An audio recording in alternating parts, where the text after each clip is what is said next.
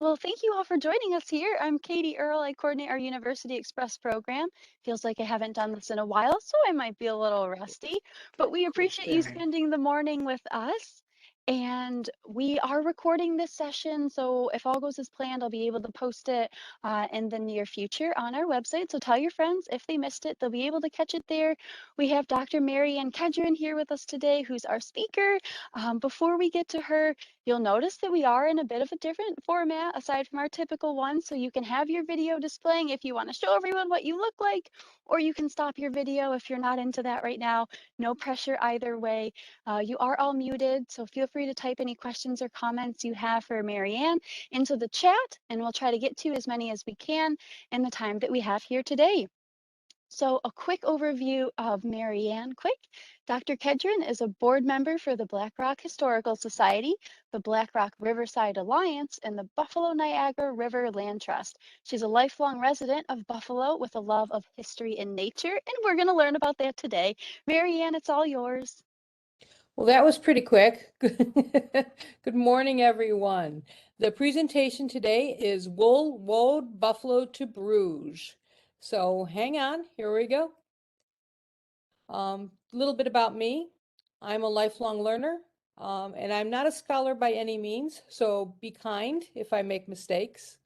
I love to travel, garden, and crafts have led me to this kind of eclectic place of putting things together and doing this presentation. Travel with me for just a few moments here. If I make mistakes, let me know. My email is there. Please be positive in your comments, as I'm a fragile soul, as the people who know me will attest to. Okay, so the story begins. Here with me trying to get a pair of socks in the middle of winter in Buffalo, which all of you can appreciate, I'm sure. It prompted me to think through, where did these wool socks come from? And how was it that they were dyed? And wasn't there something about a question about a place in Bruges, in Belgium, where women in medieval times controlled trade? And so the story begins. It was one of those thoughts that I put in a bookshelf, which is what I often do. And now is as good a time as any to talk about it. So here we go.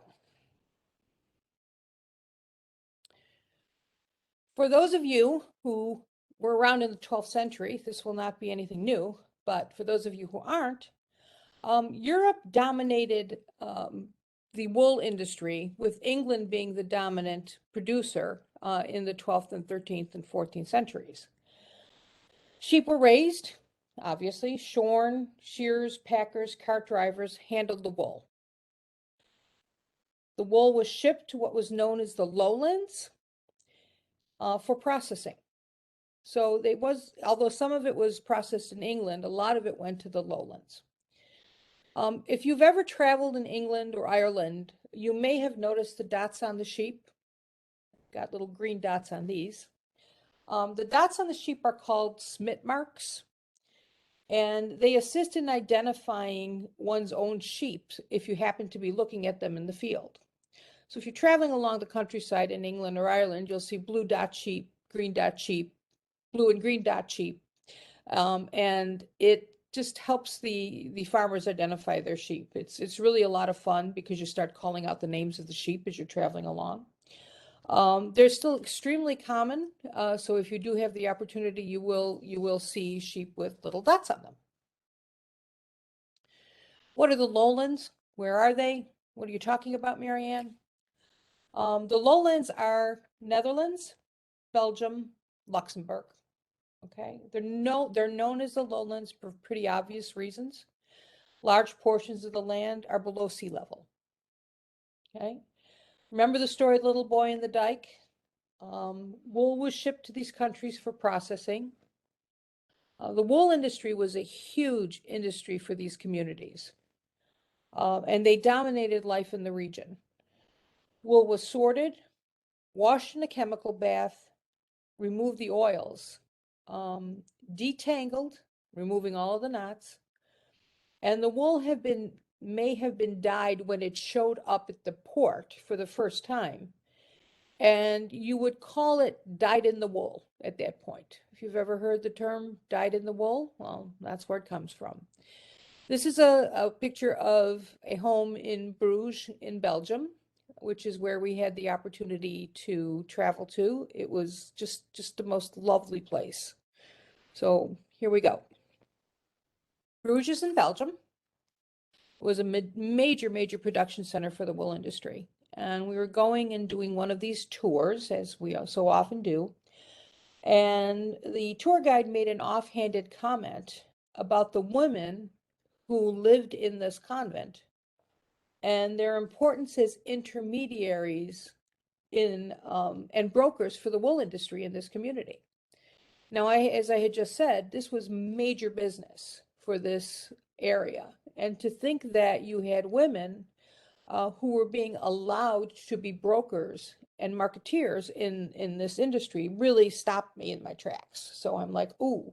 So this is one of these times when I stop and I say, I want to know more. Please tell me more. And the tour guide didn't really have much more to say. So they made me get on the bus, even though I didn't want to. I was willing to do 30 days in Bruges to research this, but it wasn't to be. So they put me on the bus and said, look it up another time. So this is a picture of the Bangeen convent. I believe it's pronounced Bangeen. This is the convent that's in the middle of Bruges. And this is the one that really stopped me and made me think about what was the role of women in this industry. Here's a couple of fun facts. It's estimated that it took about 1,000 hours of labor to produce 35 square meters of broadcloth. Now, for the quilters in the audience and the people who know how to sew, that's a sizable amount of broadcloth, but still 1,000 hours is a lot of time, right? I mean, it's just huge. It's really interesting to me that there was a place for women to do business in the 12th to 15th century. This is a little different than what we've been taught, as is so often the case. And the Bangeen convent was one of those places. So as I said, it's a lovely site. What is a Bangeen? You know, who lived there and what do they do? These originally started like in the 12th century as convents, but soon lay women were allowed to join.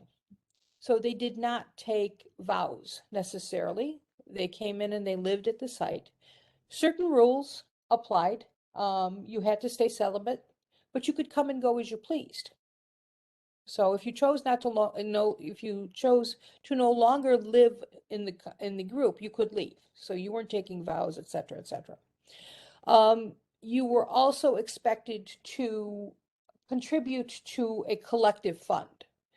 So in order to keep the convent, because it wasn't just a convent, it ended up becoming a complex of a bakery, a laundry, everything you needed was there. So you were expected to contribute to the whole, either through your business dealings or through your personal contributions.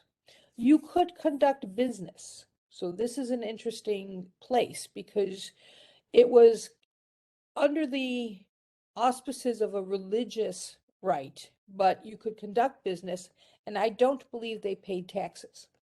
So you have the benefit of this overarching safety shield, if you will, and you were allowed to work. You were part of the wool business. And this was a big deal, right? Because in this, that is the business of choice for the community. And in my research, I found that most of it was mid-level distribution. All right, so we can talk about this. The Bangwenages, if you will, were eventually formed and consisted of several houses built around a chapel or church. They included functional buildings such as a brewery, a bakery, a hospital, some farm buildings, and in this case, was a sorting center and a middle manager for the wool industry. Okay, so it was a lot more than just the convent, if you will. Here are the occupations of the wool industry. So for that 1,000 hours, what are these people doing, right? You have wool breakers, washers, sorters, people who shear, people who beat the wool, carders. People will recognize the word carders if you know anything about weaving. Combers, spinning, about 622 hours to get those things accomplished. Then there were reelers, warp winders, and weavers. We don't realize these other people typically. You usually go from a carder to a weaver, so there's all these intermediary people. And then you have, once you get the cloth woven, you have fullers, shearers, razors. I just don't know that I'd want to be a nap picker, but you do have nap pickers, dyers, tenterers. I guess that's somebody who must be putting out the cloth, pressing it, and finishing it. There was a lot of hands-on work to get this piece of cloth together. Okay, go to the next slide here. Okay, so the wool industry production cycle. Again, I was just fascinated by the fact that they allowed women to be doing something other than these lowest level tasks. So women were allowed to do low level tasks as one would expect. I mean, I think you would, you know, the spoolers, the washers, the spinners. That's the typical type of work that we expect. But here in the Bangladesh, there were also mid-level distributions, merchants, and brokers. So this is the 13th century.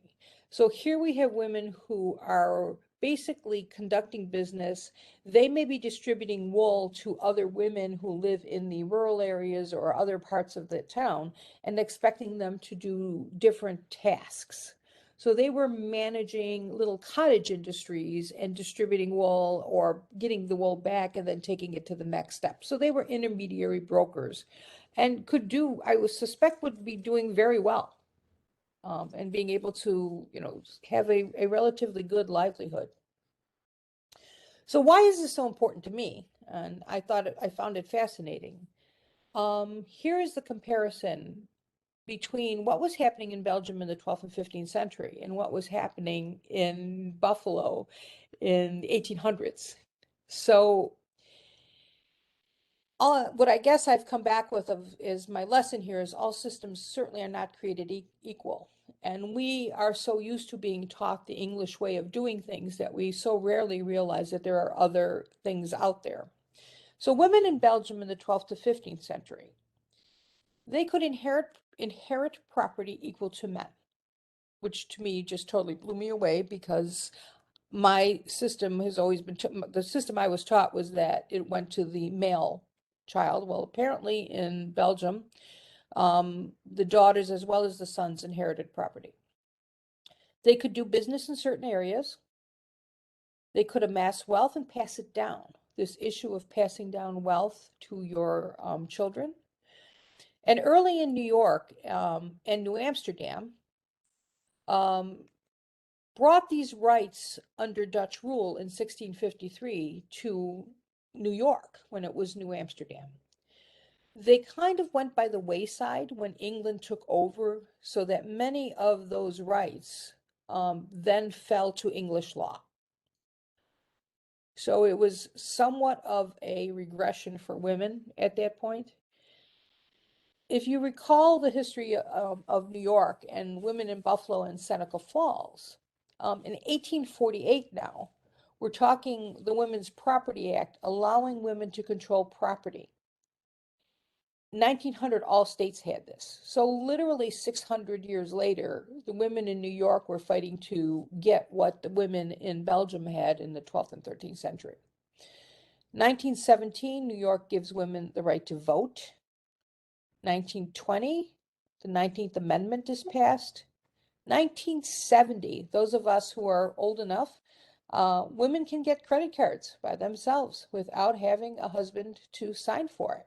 One of my pet peeves is me having to remember my husband's social security number so that I could get anybody to help me with anything. And in 1972, women's education in Title 19. So these battles were fought, much of them in New York State, and elsewhere, but interesting to think that the women in Belgium, at least in some level, had these rights early on. Let's not get too out of control here with what the rights were. I mean, mid-level versus guild level was still a big difference. The major economic implications and the major money still went with the guilds. And the guilds dominated, they were all male dominated. This is a photo of the fabric hall, the top of the heap, so to speak. You can see by the size of the building that this is where the money lies, right? And this is Rembrandt's painting of the members of the Cloth Makers Guild. We could spend another hour on the bankers and the Medici family's influence, and the Italian trade routes that were developed because they wanted direct access to this fine cloth that was being developed in Belgium. So the Medicis and their family, actually being bankers, decided to cut out the middlemen and kind of took their trade routes directly. But that's another story, and the Medicis are another amazing family that we could go on forever.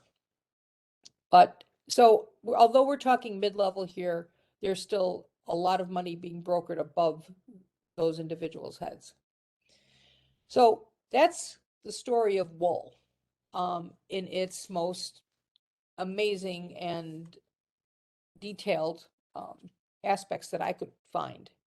We can ask questions and I can answer that. But I want to move now over to Woad. And how did my socks get blue? Because that was the second part of my question. So this is the other part of the story. So what is Woad? I never really heard that term, but I'm like, wait, what is this? So, and what in the world is the Buffalo connection to this crazy word and these crazy things? So this is Bruges again, and this is the color blue that you get when you're looking at indigo or woad. So what is woad? Woad is a yellow flowering European plant of the cabbage family, and it was grown as a natural pigment for blue dye. The plant leaves of Isatorus tinctoria, I love that name, I love tinctoria, are dried and powdered and fermented. Okay, I believe the color itself became known as indigo when the trade moved to India. So I think what you would have called it very commonly woad or woad blue, and then it became indigo because they found plants in India, and the trade shifted to India as the trade routes grew. So let's see. Of the plants that produce blue pigments, indigo and woad are by far the most well known. Both are rich sources of indigetin. Got that? Indigetin, a crystalline compound that is the main constituent of indigo dye. So this is the beautiful indigo dye. All right. So what do you do with it? And by the way, it looks an awful lot like a mustard plant. And if you look on the side of the roads in Western New York in the spring, you're going to see an awful lot of this yellow plant. And apparently, excuse me, the way that you tell them apart is woad has a blue center vein running through the leaves, and I guess mustard does not. At least that's as far as I could find. So how to use woad? You grow it, you harvest the leaves, you dry it, and you ferment it. I won't go into the fermenting process because it doesn't sound like it's a very pleasant thing to be doing. I'll just leave that for another day, another time. You prepare it, you dip the skeins of wool into the deep vats of woad. And apparently the wool comes out as almost a grassy green color. And then it turns into a sea green and then oxidizes into a deep blue. So apparently that was used by some of the dyers as one of those magic tricks, if you will, because you could see the blue color coming up as it oxidized almost in front of your eyes. Those who worked as dyers were often identified by their blue hands. So no one had plastic gloves in the 12th century, right? So everybody was dyeing blue and they had blue hands and they were the dyers. Oh, I wonder how you could tell, right? And I have a feeling that that never, ever, ever came out of your hands, right? So, and blue was popular as a color as it was not restricted to royalty or the church, as were some of the other colors. For example, the purples and reds. I find this a whole nother fascinating part of dyes and colors that you actually could not wear royal purple. You could not wear, the cardinal red. So I think blue was a commoner man's color. I don't know how royal blue is distinguished, but the common man, other than your sack white cloth, you probably could get to blue. And I wonder how much that has some influence with denim and denim blue colors, because it's a tradition that kind of carries through that denim blue is something that we're all very familiar with, and it's certainly a working man's color even to this date. So we're talking back a lot of years here, in the 12th and 13th century. So let's talk about another Buffalo connection. Okay, Buffalo and the Celtic connection. Now, this is a field of woad, but I tell you that there are fields of this every spring in Western New York. So I'm going to be out there. I'm going to be out there deciding whether it's woad or mustard.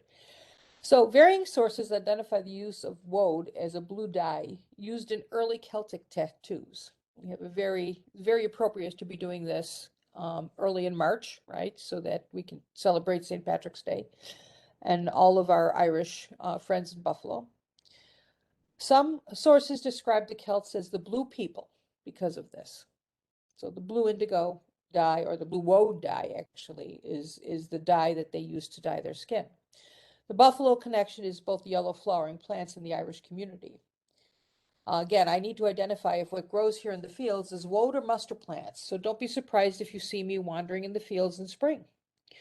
Apparently, woad has that blue or dark green center vein in the leaves. So if I see you out there, I will know what you're doing. I couldn't resist this for various reasons. Indigo tattoos, frightening and formidable to say the least. I cannot, I could see somebody being very frightened by people dressed like this and having blue tattoos coming after you. Would make me stop and take notice for sure. But again, very popular again. So you're using these blue dyes, and again, it's recurrent and very much a part of who we are today. And the use of woad today. It's being in the 15th century, alternative sources of dye began to prevail.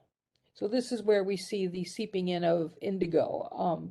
Sources from India and the New World began to dominate and destroyed the Flemish wool industry. Okay. So wool dyeing and fabric industry became much scarcer, and it moved over to India with the indigo dyes. Specialty dyeing and use of natural plants has experienced a resurgence in yarns today. So you do see a lot of natural dyeing. You do see people using indigo. I'm not sure how many people use woad. I've not seen that, but it would be very interesting to talk about that. The color is just stunning. It's just a beautiful, beautiful color. So use of woad today is something that we can talk about a lot more and talk about the dyes a lot more, but here we are. I mean, we're kind of back to our journey in a very circular way. So we started with the socks. We went through England, ended up in Belgium, talked about the women and the mid-level industry and distribution that they did. We talked about the guilds and what they did and how they were distributing wool in the 15th century. We talked about the role of women which was unusual, and compared it a little bit to what was happening in New York and the influence of the New Amsterdam and the Dutch influence originally, and then kind of the regression and back to English, and then back again to the women's rights movement. And then we talked about the natural dyes, the woad slash mustard slash question mark, the blue color, and the use of blue versus the use of red and um, purple and the royalty, the Buffalo connection back to the Irish and the use of the blue tattoos and the blue people. And then back to today where we're using specialty dyes and doing specialty yarn dyeing. So it's somewhat of a resurgence back to the use of these most basic plants for dyeing. I hope you enjoyed this journey. It was a pretty quick one, and I can certainly talk more about it. This is all in my search of new wool socks. We've traveled 600 years through 2 countries, through medieval industry, and fields of mustard and woad. All this, of course, to satisfy my curiosity and find a pair of Donegal wool socks. In case you're interested, they are available on the internet. On the website, I think it's irishsockshop.com. So, thank you very much, and I'm happy to take questions. Well, thank you, Marianne. That was wonderful. And we do have a couple questions coming through. So, just for folks, if you're new to us, your chat is located likely at the lower right-hand side of your screen with a little speech bubble. Or if you're on a tablet, touch your screen, you'll see 3 dots, click on that, and then you'll see your chat. So, let's get started. This first question is there any wool industry left in Bruges today?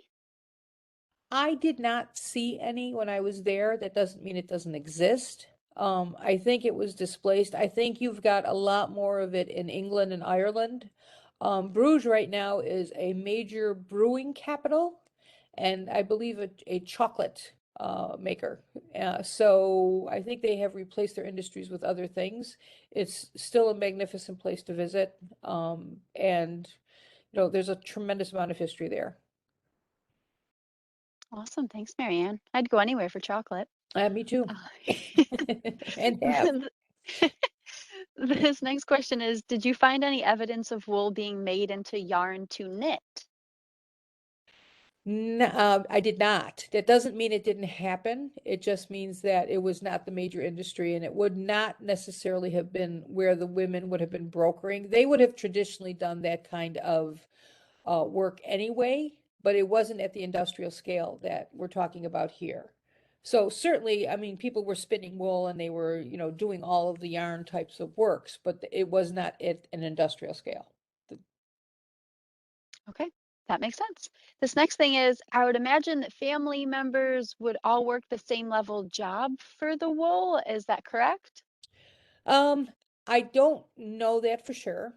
What I did see was this brokering out of pieces of work to other like other family groups. Like if a woman giving a woman a bunch of wool to either card it or spin it or do something and then bring it back when it was complete, kind of like a cottage industry, a literal cottage industry. I don't know whether all of the dyers were in the same family, but it seems logical that, it's that type of caste system that it would be, you and your sons would do the same type of work. Okay. I can source the articles also that I did the research out of. There's a couple of really, really interesting articles. And some people have done a lot of work in their dissertations and things like that. Um, Okay, that would be wonderful. yeah, I could certainly be happy to do that. Cool. If you send that information to me whenever you have a Yep, chance, I can push it out to everyone who's here today. yep. This next comment is, this is so delightful. Looking forward to the availability of the recording so I can share with friends. I will let you Excellent. know when that's available. This next question, did you come across anything which told about how wool was protected against moths? I found the antique and vintage wool is particularly vulnerable. Ah, I did not, but that would be an amazing question. I have no idea. It's actually a really, really good question. After spending 1,000 hours to try and get a piece of broadcloth, I think you would absolutely want to protect it, but I have no idea what you would use. Part of that fermentation process that I didn't want to talk too much about, I think used urine and other types of animal pieces and bits and pieces and things like that. So I suspect that you might have been able to do that, to dip the yarn or the wool into something like that. You're not talking any type of other chemicals. You're using plants or animal you know, excrement really to kind of work with it, but no absolute detail on that. Hmm, interesting. Okay, thank you. Now I'm seeing, sorry if I missed this, were men involved in the wool making process, and did women supervise men? Oh, men were absolutely involved. I mean, men were absolutely, this is everybody working in the wool industry. The only thing that I chose to pick out of this one was the fact that there were women allowed. So they were the kind of the exception to the rule here. Um, at the cottage industry level, they would be spinning and they would be doing that. The men would be doing the bulk work. They would be moving the big bales of wool. They would be, they probably are doing the dyeing. They're not likely to have women doing the dyeing. They also were brokering all of the money. I mean, let's face it, when it came to the bankers and it came to the guilds and it came to the deciding the quality of the fabric was all things that were very highly prized and very well paid and more likely to be male than female. So, Okay, that makes sense. And second part of that question, did you come across anything where women were supervising the men or no? I'm also curious about that too. I did not. They did not say that specifically, but yeah, I don't know. That would be a little bit of a reach on my part to say yes or no. Fair. Thanks, Marianne. Hmm. Let's see, a couple compliments now. Your presentation was fascinating. Thank you so much. This was wonderful. Thank you. I now have a new appreciation for my socks. So, As I do, as I do, for sure. we can just give it another second here. Oh, actually, something came through. Do you have any idea why wool is so itchy? No idea why wool is so itchy. I do know that I have a son who's allergic to it, but other than that, no. So Phyllis is trying to do something with she wants to annotate it, and I'm not sure what she's trying to do. You can deny that because that may be an accident. Sometimes Oh, that happens if okay. people are clicking on things. Yeah, I might have clicked on things too, because now it's annotating. Oh, well. That's okay. We're good. Okay, this just came through. Might I recommend a book called Worn, A People's History of Clothing by Sophie Thanhauser? Oh, It has a yes, strong please. emphasis on women's roles. Yes, please. I would love to. Could you put that in the chat so we can get that?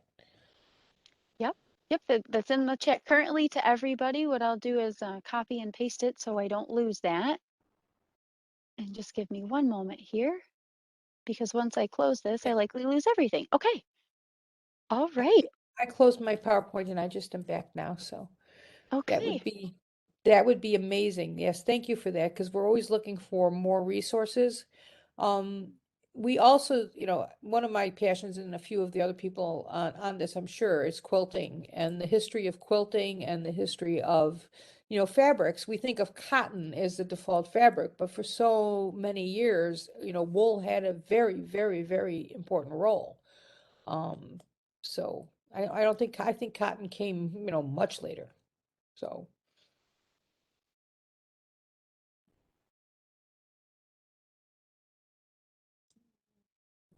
That would be great. Thank you. People's history of clothing. That's going to be great. That's going to be my next presentation.